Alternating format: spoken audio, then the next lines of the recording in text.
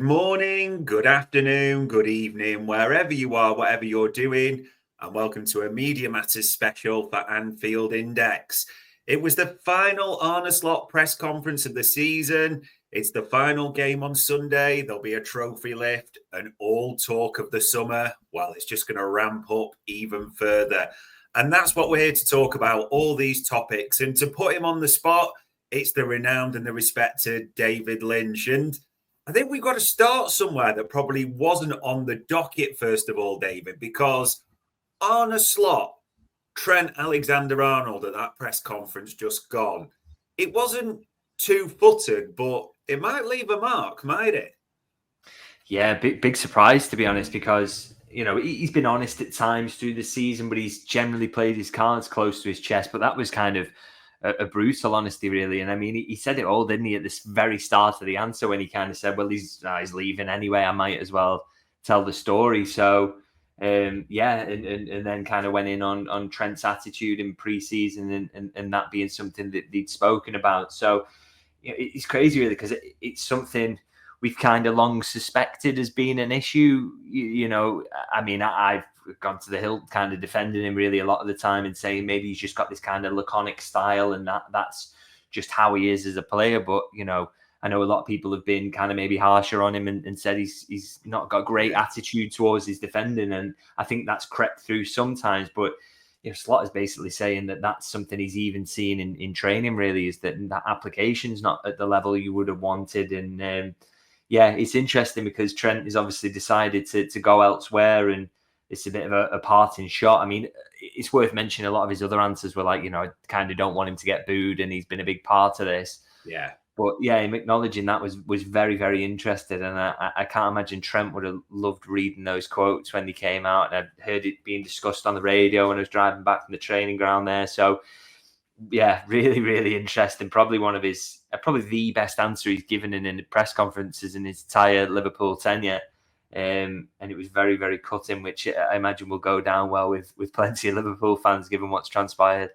Yeah, everyone who owns a purple bin, apparently, according to the quotes. And it is important to say, because for people who haven't seen it or might misread it, misquote it, it was quite clear to say Trent can defend. He's seen him do it. He was more questioning the will rather than the skill. That's what will probably hurt more, isn't it? That's it. That's probably more damning, isn't it? Because it's saying that you are capable of doing this. It's not a weakness in your game. You just do not want to apply yourself. And you kind of, it puts some of the games and some of the performances he's put in a totally different light, doesn't it? Yeah. You know, you think back to the Manchester United game this season, how poor he was in that. I mean, that's his poorest performance for Liverpool for me. But to do it in that game, you're thinking if it is just a case of application, what are you playing at? You think about, you know, it didn't hurt Liverpool in the end, but him getting skinned by Doku over and over and over. You know, if he'd just tried a little bit harder. And I guess, you know, it makes you think back to his performance against Ronaldo in the Champions League final all those years ago when he was absolutely incredible. And you think, you know, he clearly just wanted it in that moment. And in other moments, kind of maybe has thought himself above putting the effort in. And that style, that kind of lazy running style is not anything to do with how he is as a player. It's just a lack of application, and that's terrible, isn't it? And I mean, you know, Liverpool fans have spent, you know, it will add to the anger, I think, because Liverpool fans, and I'll put myself amongst them, really, have spent an awful lot of time defending him down the years. And to kind of hear it laid out like that by the manager, that sometimes there's been a lack of application there, is just extremely disappointing, really. But also, you know, maybe we all kind of knew it in our heart of hearts. And I guess the upside for Liverpool is, yes, they're losing an awful lot of quality when he goes, and that's a problem for them to solve. But they're also losing a bit of a tactical problem and a bit of a culture problem, maybe, in someone who doesn't want to try the best every time that they take to the training pitch. And, you know, he's probably a rare figure in that regard in that dressing room. So, you know, maybe it makes you think there's a little bit more of an upside there for Liverpool that he's going. Yeah, I wouldn't mind being a fly on the wall in that dressing room come Sunday. It could be interesting, or beforehand, to see if there's any chats at the AXA. But if you haven't, ladies and gents, I would 100% recommend watching that press conference. It'll be well worth your time. But fast forwarding even past the press conference, past the game and everything else, we are here to talk about some big topics. And David, we're not going to be able to do one of these pods without talking about the summer transfers, something that's going to brew. And an interesting topic I want to put to you that keeps coming up: elite attackers. We've talked about these links, be it to Isak, be it to Alvarez, and there's someone else who we're going to talk about in depth as well coming up. But it does feel like Liverpool are really going for an elite attacker, as I'm phrasing it, this summer. How big a difference does that make to how we'll view the summer business if we land one? Yeah, for me, it's number one importance, really. I think goals can always kind of change your team. They can always make you better. The number one thing that you kind of, you think back to a really good example of this is the 13-14 season. That was such an imperfect side. Problems in midfield, problems at the back, problems in goal. But it scored goals and it papered a lot of cracks. Now, Liverpool aren't in that position. They've got a very, very strong basis of the team.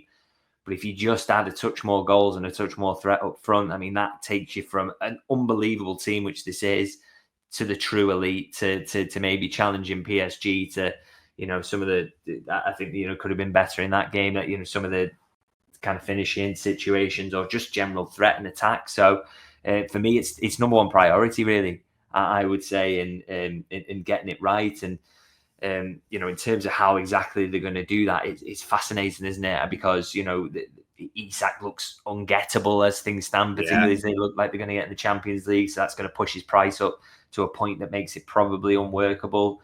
Is the way around that. And then we talked so many times about the striker market and how that looks. So, you just wonder, are they just kind of thinking about Florian Wirtz now? Just get some elite attacker in some part of the pitch just to really up that output in that area. And you trust them to make the right call on that in terms of what they end up with and how they fit into the team. But I do think, regardless of whether it's an out-and-out centre forward or it's a left winger because Diaz goes or whatever kind of happens, I think adding at least one attacker who you would say is undeniably world-class and is available frequently, for me, is the number one priority, because I think it's the biggest kind of dial mover in the team that you could say, because, Darwin, Jota, Diaz has tried his best and done well this season, but I think there's just flaws in that collection of centre forwards. And if you could get someone who can consistently play that position, or the attack is constituted in a way where you've just got Salah and someone else who's a little closer to him, I just think it makes the team as a better as a whole. Sorry, so for me, that's number one priority, really. And it's clear they're trying. It's clear, as you said, you've asked about Isak. That looks non-doable because of the fee, the Alvarez's, the Wirtz, which we'll talk about as well. This is almost going to sound a bit harsh because it wouldn't be their fault if it did happen. But if it is, say, like, we can't get that elite attacker because you've got to land one, first of all, as much as you're chasing them. If it is sounds harsh, but a Sesko, an Ekatike, it's not their fault, but it would feel a little bit underwhelming, maybe. Yeah, to be honest, I'm kind of of the mindset that Liverpool, they shouldn't be doing it unless it's someone who's top class, or someone they at least believe will get there in a couple of years, and they have to have firm belief of that, because we've seen this team has won a title with a flawed Nunes in there, so maybe they could. But I just think they've got to try and, like I said, there's not big areas across the team where you can say, they can make a great leap there, because this is a very, very good team. But I think the centre forward one is, or generally the front line, however they end up constituting it, and that is the area you can make a big leap. So, but they've got to get it right, and that's someone coming in who is regularly available, is a world class player, and shows that week in, week out consistently. So, I think it's almost would feel like a waste of money if you go and get someone who ends up being too raw and a bit of a problem for you, because they've already got that in Nunes, and he's sitting on the bench most weeks. So I think they've got to get that right and not get a kind of, we'll go to this guy's fourth or fifth choice. It's got to be someone who actually moves the dial. Otherwise, you're struggling to really see that making a huge difference to the team as a whole, really. Yeah, maybe we've got a bit of almost Nunes PTSD, but no one wants to be hearing the phrase project forward or something like that this summer. It is not what we want to be hearing. And what we do want to be hearing is more about Florian Wirtz. Now, as we're talking about them, you've probably noticed the way this is changing. The dial's gone a little bit from Bayern are clear favourites, Liverpool are in, but don't get your hopes up, to almost if it was a horse race. It's like just Bayern knows, it sounds like now, isn't it? It's just interesting the way the narrative's changing around Wirtz a little bit.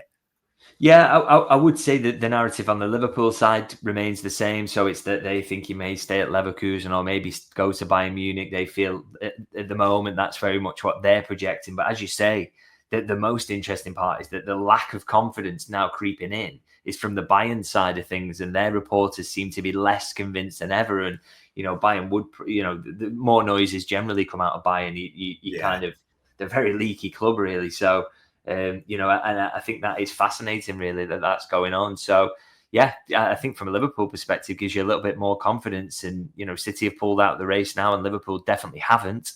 So they're still there. As we record this podcast right now, they're still in the mix as far as we know. So, that shows you really that there's still a chance there, and that chance seemingly is growing with every passing report we get from the Bayern reporters. So, yeah. It's encouraging, it's exciting, but the one thing you have to say about this, I guess, is that you can't get in the player's head, and that's where this is all playing out at the moment. He knows what it would mean to his family to leave Germany, and whether that would be difficult, and where they would live, and whether I'm not sure if he's got a young family or anything like that. I don't know enough about the player himself, but all these aspects you've got to throw together that could be potential issues, and we don't. And he's weighing those up at the moment, so. I guess it's all in the player's head, and I don't think anyone could offer you any certainty. But I would say the reports from Germany are very much more encouraging, and Liverpool haven't pulled out of the race, is my understanding. So that tells a story, I think. Yeah, fingers crossed things develop how we want. And as I'm saying that, I mean, we've looked at his profile, we've looked at different bits with Wirtz. This is an elite attacker, isn't it? This is a person who could be almost a false nine, almost off the left, like a Coutinho style as well. Any lineup with Wirtz and Salah in it is elite attackers, isn't it? Yeah, absolutely. This is it. This is the thing about, we can't get a centre forward who's world class because we can't get Isak and we can't get Alvarez or whatever. Just add some quality somewhere and let it work itself out. And the thing is about Liverpool, they're not stupid. They will. If they can get him, they're not just signing him because we want to add an elite forward. They will have a good plan for how they may, they want to use him and how he would fit in, because that's one of their kind of super strengths, really. But as you say, what you are looking at there in terms of the numbers is absolutely crazy quality, really. I mean, he just shows up well in absolutely everything you want in terms of creative stats and in terms of goal scoring stats. He's just... and he even does a bit in terms of the defensive aspects there as well. I mean, look at that. He's versus other forwards, he's making a lot of tackles, a lot of interceptions, blocks. So, I mean, wow, that's, he's 22 years of age. That's world-class quality there. So, I don't watch loads of Bundesliga, by the way. I must say that. So, I've seen bits and bobs of him. Obviously, I've watched him at Anfield this season.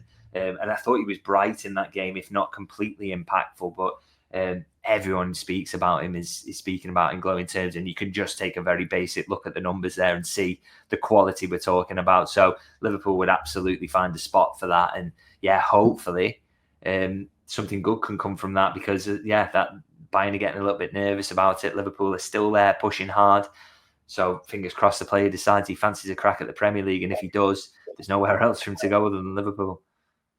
Yeah, it does feel like, try not to get too carried away. But I suppose the final question on this, and people will go mad at this one because they'll say no midfielder, Wharton and all this, and I get that. But if right now someone offered you Frimpong, Kirkez, Wirtz as Liverpool's summer, would you shake hands on it? I would, in the sense that, if that's the kind of basics that they're going to get done now, you would shake hands on it. But the reason I don't think it's going to be that is because I just think there's going to be a lot of exits, and there were just so many doubts across the squad, and they won't all go, but I think a good few will. I mean, the manager spoke about Joe Gomez, and his tone today was like, yeah, we're going to let him go, and that's been on the cards for a while. Harvey Elliott's tone has changed. We talk about Endo. I just think there's room for a lot of departure. Diaz is up in the air.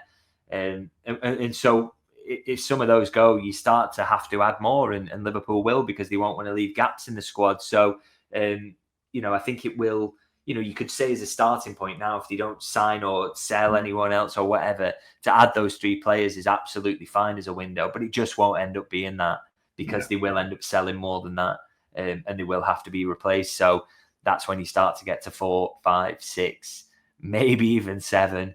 But that's why we expect a busy summer, because a lot of outgoings are expected heavily.